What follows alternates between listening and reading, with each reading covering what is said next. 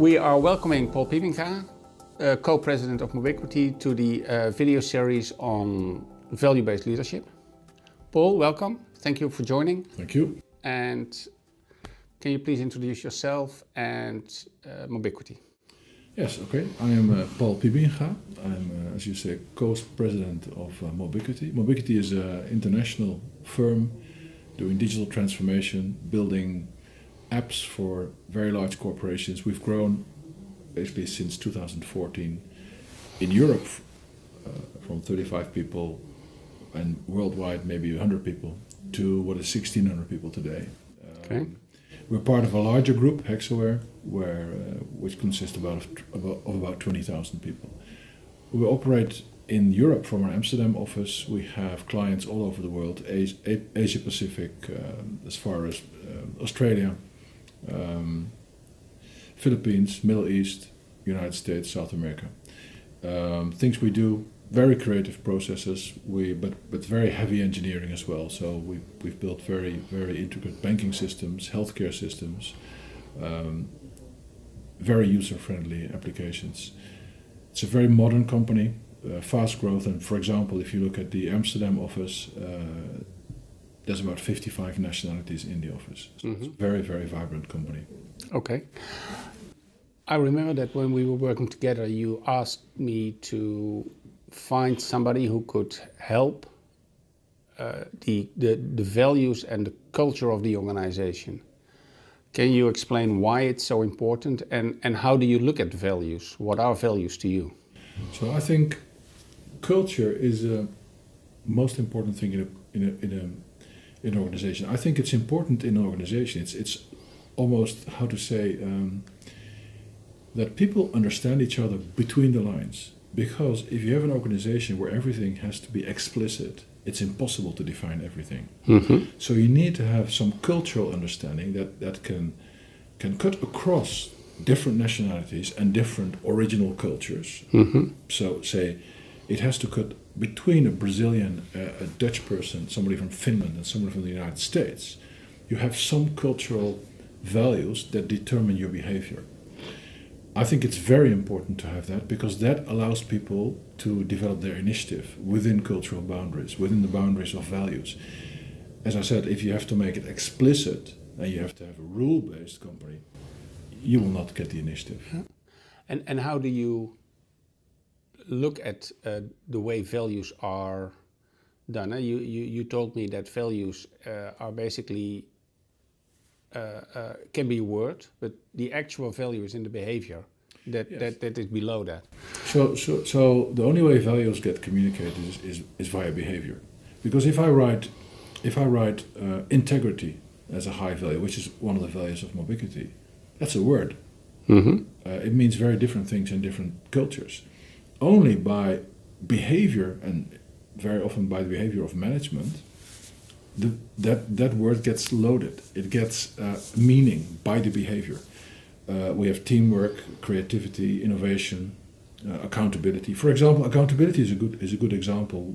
You can communicate accountability by your behavior. We have a monthly employee meeting where occasionally I will ask, every month I will ask, are there any questions?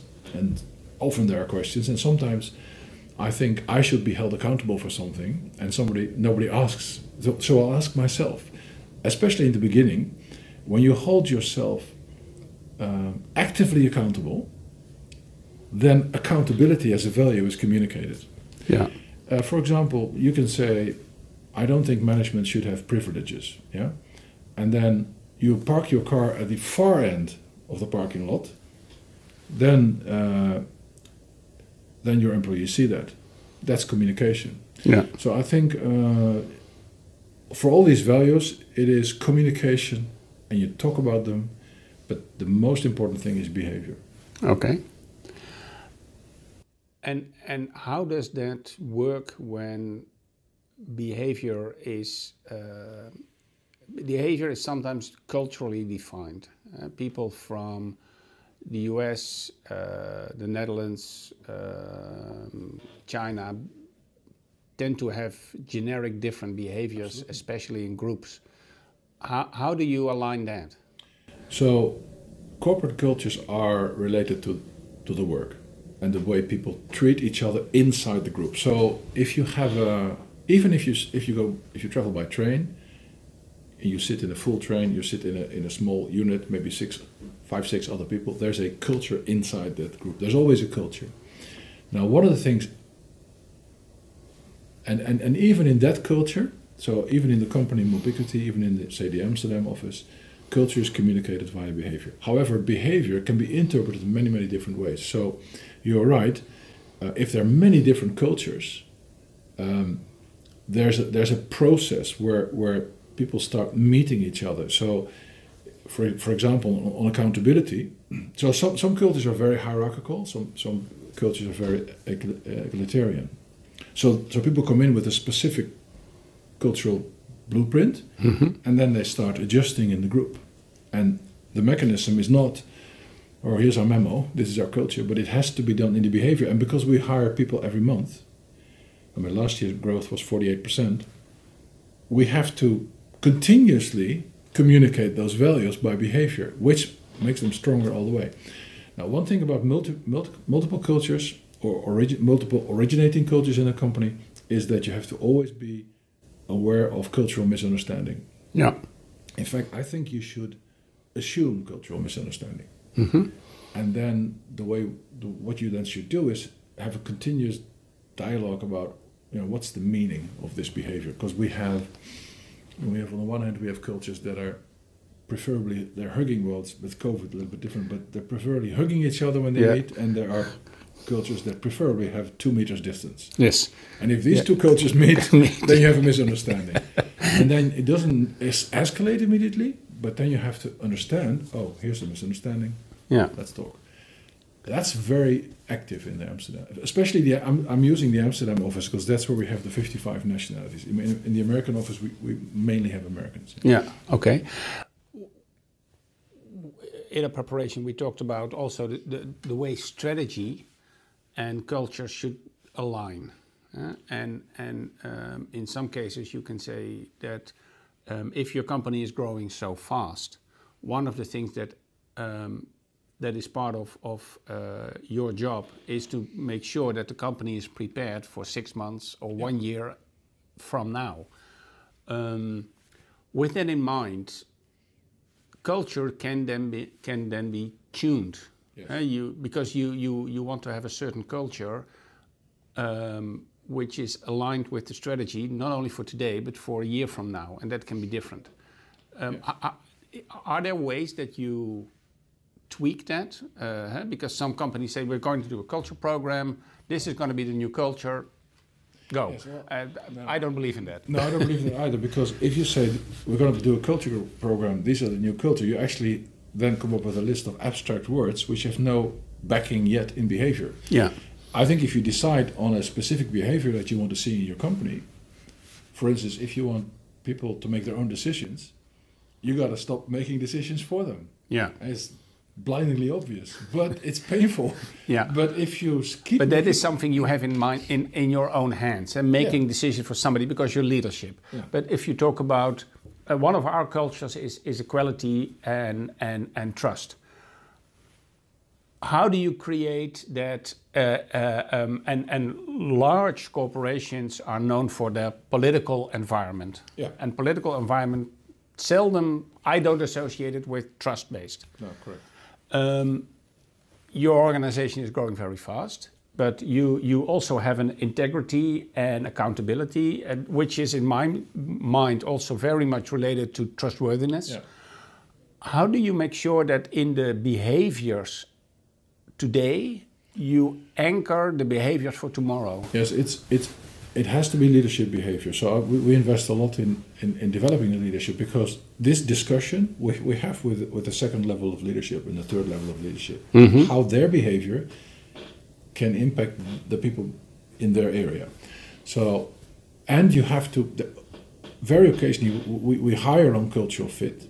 So, but we sometimes get people in the company that do not fit. So there's this possibility you have people that are really toxic. They're very political, and and they don't adapt, you have to take action on. You gotta remove those people, because then the company gets rotten from the inside. That's something happened to me in 7 years, twice. Okay. But it happens.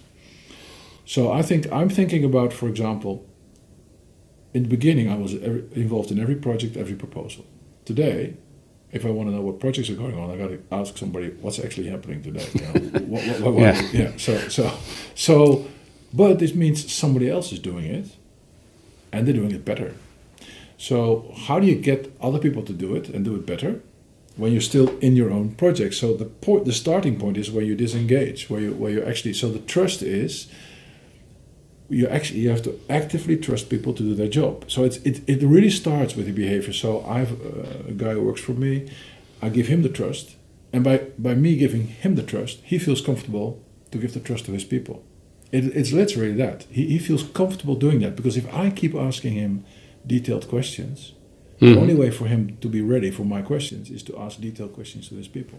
Yeah. So it cascades down. It cascades down.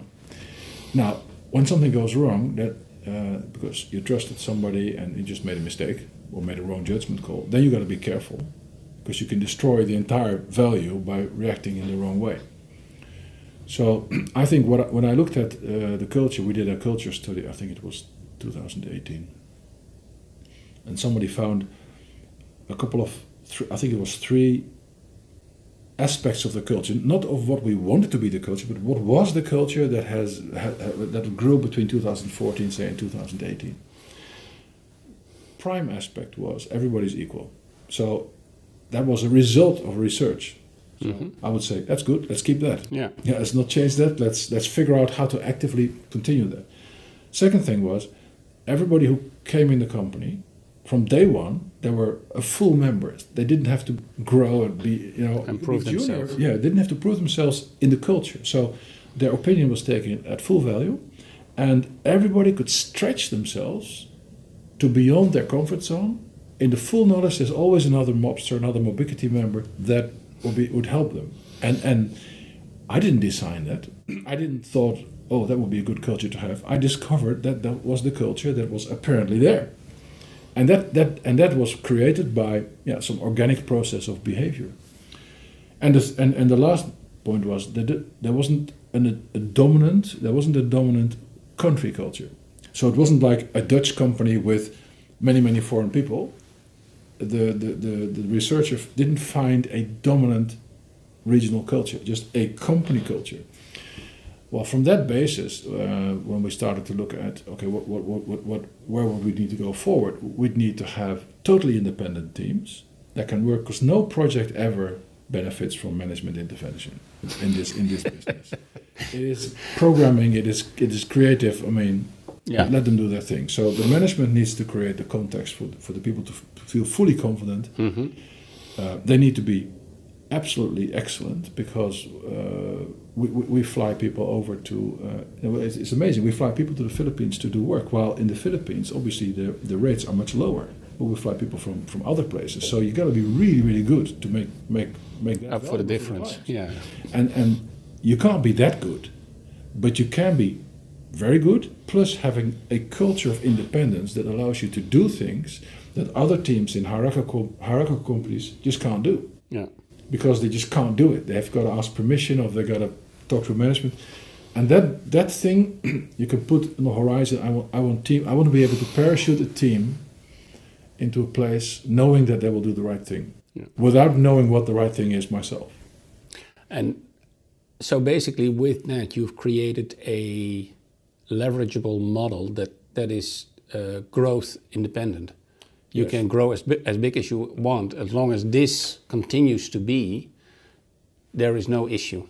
Yes, and it's organic because it grows. I mean, people come in, and I have onboarding sessions every month, so I meet groups of people, and I just have to really, for years, I meet these groups, and I think, how did the recruiters find these people? Because they're just like us. So yes, come in. I don't have to explain the values. Let's get on with it. It's really interesting. So the recruiters do a really good job finding the people. People come in, they're immediately taken seriously. Of course, we have a lot of training, we have skills development, we've got all that stuff. And we keep looking forward because there are elements in the future that can be challenges. I can give an example. I think the majority of the people at Mobiquity up until February 23rd, the day before the Ukraine invasion, nobody ever experienced any economic disruption. So sometime in the future that's going to happen, and that's going to be new for a lot of people. So you have to be able to deal with that. So you got to look ahead and make sure there's some, how to say that, some weerstand, some resistance, some strength to deal with certain issues.